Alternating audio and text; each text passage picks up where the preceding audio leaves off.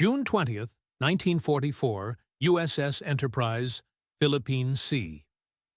Lieutenant Junior Grade Saburo Kitamura of the Imperial Japanese Navy stood in the enlisted mess, fingers trembling around a metal tray piled higher than his entire squadron had eaten in 3 days. Fried chicken, mashed potatoes glistening with butter, green beans, slices of soft white bread, a wedge of apple pie, a glass of cold milk. The sailor on the serving line, annoyed by the hesitation, jerked his chin toward the ice cream station. Chocolate or vanilla? The question didn't fit any reality Kitamura knew. Ice cream didn't exist at sea in wartime. It required refrigeration space a fighting ship couldn't spare. Yet on America's most battle-hardened carrier, enemy prisoners were being offered a choice of frozen dessert. 4 hours earlier, Kitamura had been fished out of the Philippine Sea, one of 43 Japanese airmen plucked from the water during the Great Marianas Turkey Shoot. He expected execution or starvation and torment at best. Japanese propaganda had been explicit. Americans were man-eating savages, demons who reveled in cruelty. Instead, Corpsman cleaned and dressed his wounds, eased his pain with morphine, and now someone was asking him which flavor he preferred. Chocolate or vanilla would echo in his head for years. The instant when his picture of the war, of America, of everything, began to collapse. Throughout the Pacific War, some 35,000 Japanese servicemen fell into American naval custody and encountered a regime of plenty that upended everything they believed about Allied weakness. They saw carriers where enlisted men ate better than Japanese admirals, where machines drew fresh water from the sea seemingly without limit, where ice cream dispensers hummed along even during combat. Those glimpses of American logistics cracked the spiritual foundations of Japanese military doctrine more thoroughly than any single clash of fleets. The math of maritime abundance was measured in calories and capability. While Japanese ratings scraped by on rice balls and pickled vegetables, American sailors took in roughly 4,100 calories a day from varied, fresh menus. Where Japanese crews manhandled aviation fuel, American systems did the heavy lifting. While the Imperial Navy prayed for a divine wind, the U.S. Navy built its own climate, refrigeration, air conditioning, and yes, ice cream, far from shore. The shift began the first moment survivors were hauled aboard American decks. Commander Mitsuo Fuchida, chief planner of Pearl Harbor, who would later become a Christian missionary in the United States, described his 1945 rescue aboard USS Missouri. They pulled me up like a netted fish, and I braced for death. Instead, a medical officer examined my injuries while a sailor handed me coffee. Real coffee, hot, with sugar and cream. I hadn't tasted it since 1942. The sailor apologized that they were out of donuts.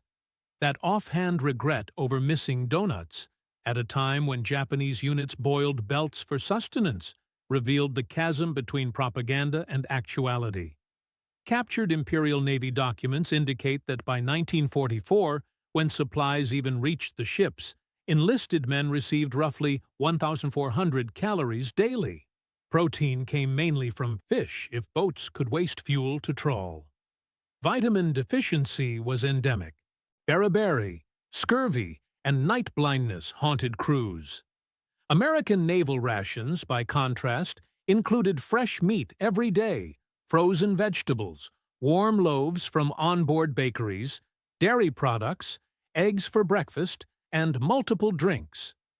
The Office of Naval Records shows that a big deck carrier's mess in 1944 turned out on the order of 15,000 meals each day, with menus cycling through dozens of options. Tuesday might be carved roast beef. Thursday, fried chicken. Sunday, ham with pineapple. Prisoners accustomed to unvarying rice could not fathom such variety at sea. The shock compounded when prisoners saw the enlisted quarters. Petty Officer Kazuo Sakamaki, captured from a submarine at Pearl Harbor, and the first Japanese POW of the war, later wrote in awe of American submarine amenities. The enemy boats had hot showers. Crews slept in bunks with mattresses and clean sheets. They kept libraries of books and magazines. The mess had a coffee urn that never ran dry. They lived better underwater than we did on land. Nothing struck harder than the presence of ice cream at sea. Japanese sailors considered it impossible in combat, a frivolous luxury that consumed resources no warship could spare. Yet by 1943, the U.S. Navy was operating floating ice cream factories. USS Lexington's plant could turn out 500 gallons a day. Concrete barges were repurposed into ice cream ships, producing 5,000 gallons per shift. When USS Lexington, CV-16, was torpedoed and listing, sailors transferring to other vessels reportedly saved ice cream stores before abandoning ship.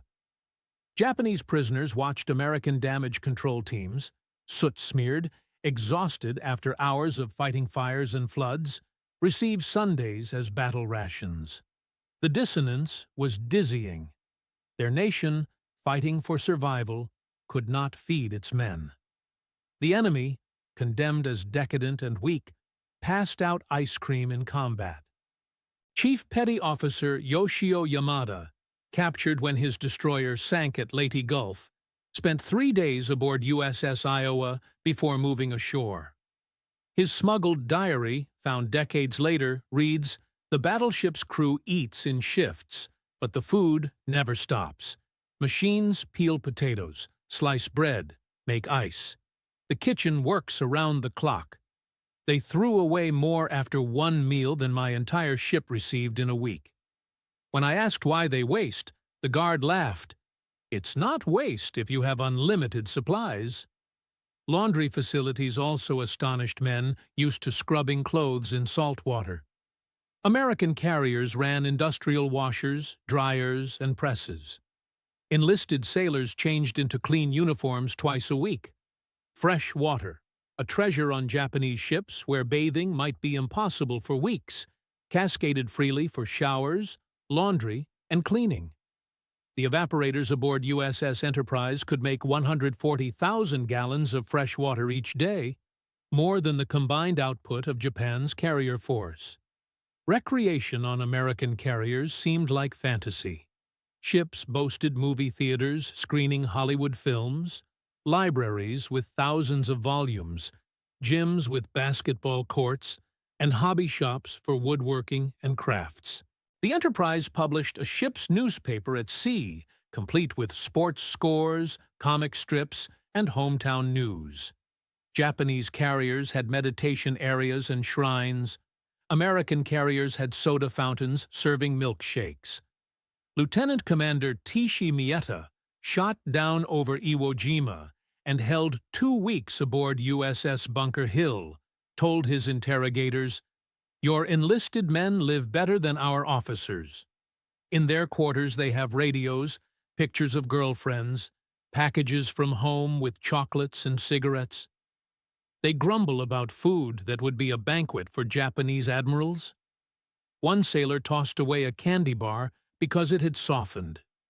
That bar was more sugar than our pilots saw in months. The medical difference was its own clean break. Japanese naval medicine pushed to return men to duty regardless of condition. American sick bays treated enemies with the same advanced care as their own. Carrier operating rooms carried X-ray machines, blood banks, and surgical gear on par with shore hospitals. Antibiotics, especially penicillin, looked like sorcery to Japanese medics who watched infections resolve in days, instead of killing in weeks. Pharmacist's mate, second-class Robert Wagner, aboard USS Intrepid, recalled treating prisoners who couldn't accept that Americans would expend medicine on enemies. One pilot, with a badly infected leg, kept trying to refuse care, insisting it be saved for Americans. I opened our medical lockers, shelves full of sulfa, penicillin, morphine, to show him we had plenty. He started to cry. The repair apparatus flaunted industrial supremacy afloat. Japanese vessels limped back to home ports for any major work. American ships patched themselves underway. Floating dry docks, repair ships, and carrier machine shops could machine replacement parts, rebuild motors, and fabricate new gear from raw stock. The Enterprise's shop could produce any component smaller than an aircraft engine. The welding crew worked non-stop. The electrical division rewired systems while the ship fought.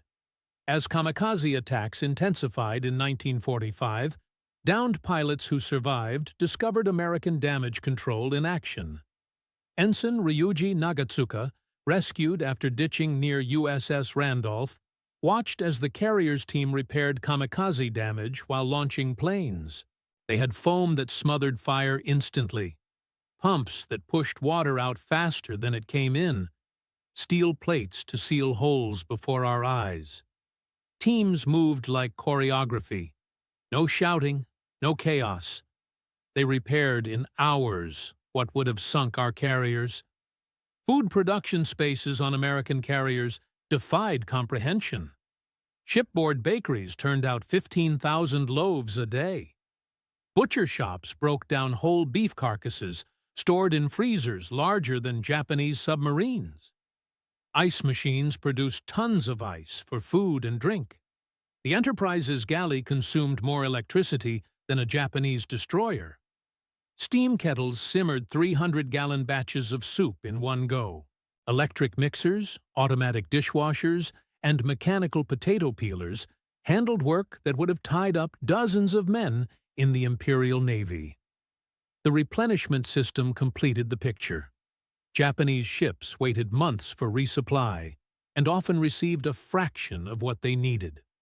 American fast carriers took on stores at sea every week. Fleet oilers pumped millions of gallons of fuel. Ammunition ships transferred tons of ordnance. Store ships delivered fresh produce, mail, replacement sailors, and what could only be called luxuries. Lieutenant Minoru Tanaka watched an underway replenishment from USS Hornet's brig. 3 ships came alongside at once, fuel lines to port, ammunition and high lines to starboard, helicopters dropping mail overhead. In 3 hours, they took on more than our carriers received in 3 months. The fresh food included lettuce, tomatoes, and fruit. Real fruit. We fought for the Emperor with empty stomachs while Americans ate salads at sea. Mail shocked them too. A Japanese sailor might get 1 letter a year if fortune held. Americans collected mail weekly, even in combat zones. V-mail, letters photographically reduced to film, arrived by the thousands. Packages from home brought cookies, candy, books, records, and photographs. That continuous connection to home, impossible for Japanese forces operating far from the islands, buoyed morale. Christmas 1944 delivered the most profound blow. Prisoners aboard American ships witnessed celebrations that eclipsed pre-war Japanese New Year feasts. The Enterprise's December 25th menu listed roast turkey with dressing, ham glazed with pineapple, mashed and sweet potatoes, cranberry sauce, 3 vegetables, fresh rolls, 3 varieties of pie, ice cream, candy, nuts, and coffee. Seaman First Class Hiroshi Nakamura, held aboard USS Saratoga, wrote in a hidden diary, "The Americans celebrated Christmas while we attacked them." Every sailor got presents from groups at home: cigarettes, candy, books, razors. The mess was decorated with paper and lights. They sang and played music. They were happy. We were starving and dying for the Emperor while our enemies feasted. That was when I knew Japan had already lost. The awakening reached beyond meals to a world view. The Yamato spirit, Japan's conviction that sheer will could conquer material shortfalls, crumbled against American industrial reality. Ensign Teo Yamamoto captured at Okinawa, later wrote, "We were taught Americans were soft, weakened by excess. Then I watched them fight fires for 12 hours, eat ice cream, and go back to battle. The plenty didn't weaken them. It fortified them. We were the weak ones, pretending spirit could replace food." By war's end, Japanese prisoners had seen things they had thought impossible. Carriers drawing drinking water from the ocean, ice cream served in the tropics, movies at sea, bakeries running in combat zones, hospitals afloat, machine shops in the middle of battle. They tasted foods most Japanese had never known: hamburgers, hot dogs, milkshakes, apple pie, chocolate cake. They experienced democracy's abundance. Enlisted men eating the same fare as officers, crews of many races serving side by side, even enemies receiving care. When the prisoners went home after the surrender, they carried these accounts into a devastated nation. Their stories were more persuasive than any occupation leaflet. They told of ships where sailors complained about meals that Japanese would have called banquets, where ice cream was routine, where enlisted men lived better than Japanese nobility. Commander Mitsuo Fuchida, the architect of Pearl Harbor who had tasted American abundance, embraced Christianity and became a missionary. His transformation, planner of a surprise attack to preacher of reconciliation, began with that first cup of coffee aboard USS Missouri. The Americans had every reason to hate me, to let me die. Instead, they gave me medicine, food, and dignity. That abundance of spirit was stronger than any weapon. A summary from U.S. Naval Records underlines the point. Daily calories, U.S. Navy, roughly 4,100. Imperial Japanese Navy, about 1,400 when available. Fresh water production on large carriers, up to 140,000 gallons daily. Ice cream output on USS Lexington, 500 gallons a day. Bread from USS Enterprise's bakery, 15,000 loaves daily. Mail delivered weekly, even at the front. 2 or 3 different films screened each week. Laundry done twice weekly. Clean uniforms for enlisted men. Medical stores deep enough to support full surgical capability at sea. The Japanese prisoners who witnessed American carrier Plenty returned with a revolutionary message. The enemy's strength grew not from cruelty, but from generosity. Not from deprivation, but from abundance. Not from mystical spirit, but from logistics. Their testimony helped prepare Japan for occupation and change. They had glimpsed the future, and it tasted like chocolate ice cream served at sea in the middle of a battle. The conversion of Japanese military men under the pressure of American naval abundance stands as one of history's most complete reversals. Warriors who planned to die for the emperor lived to describe ice cream machines. Pilots who tried to ram ships were rescued and shown an easy, almost casual plenty. Sailors trained for spiritual war learned that material surplus sustains fighting spirit rather than corrupting it. In the end, the ice cream machines aboard American carriers accomplished what bombs could not. They wiped out the myths of Japanese militarism. Soft serve humming while bulkheads burned. Fresh bread rising as guns thundered. Surgeons tending to enemies without a second thought. These revelations reshaped how Japanese prisoners understood American power and their own defeat. They went home not merely as vanquished soldiers, but as witnesses to abundance beyond imagining, carrying truths that would help transform their country from militarist empire into democratic ally. This story reminds us that sometimes the decisive victories are won by demonstration rather than destruction. That plenty can be a more potent force than arms. That how a nation feeds its enemies reveals its deepest strength. The Japanese, who once scoffed at the notion of ice cream aboard carriers, learned that democracy's greatest weapon was its capacity to generate abundance even in war. to share it even with foes, and to hold on to its humanity in the storm.